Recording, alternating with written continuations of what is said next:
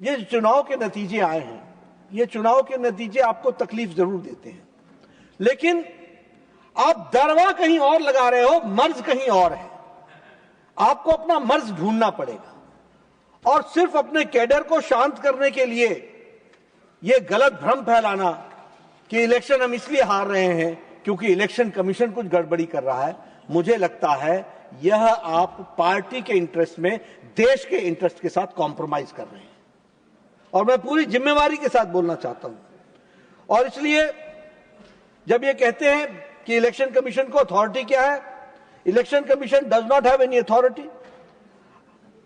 Case of 1995, the Lal Babu Hussain versus voter registration officer reached to the Supreme Court of India, and the judgment came in 1995 in Lal Babu Hussain and voters registration officer, and the court clearly stated, Supreme Court clearly stated, wherever the voter's name is registered, the returning officer can ensure whether the applicant is a citizen of India or not.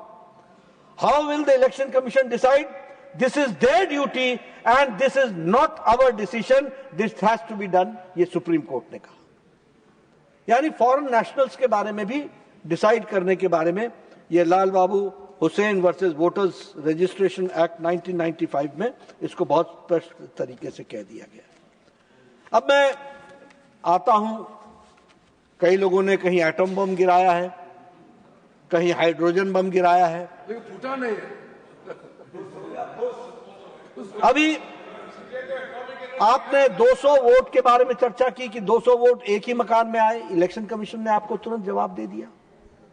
वो 1 एकड़ का plot है, उसमें कई घर हैं, वो सभी घर 501 के नाम से जाने जाते हैं। आपने विषय उठाया मीता देवी का, मीता देवी का भी जवाब बड़े स्पष्ट शब्दों में इलेक्शन कमीशन ने दे दिया। आपने रंजू देवी का रोहतास का विषय उठाया, रंजू देवी ने खुद ही कह दिया कि मुझे कांग्रेस पार्टी के नेताओं ने कहा था कि इस तरीके का बयान दो। मैं जानना चाहता हूं कि देश की जिम्मेवार विपक्ष की पार्टी ऐसे मुद्दों को ला करके वो देश को गुमराह करने का काम जो उन्होंने पकड़ा है, क्या ये देश के हित में है?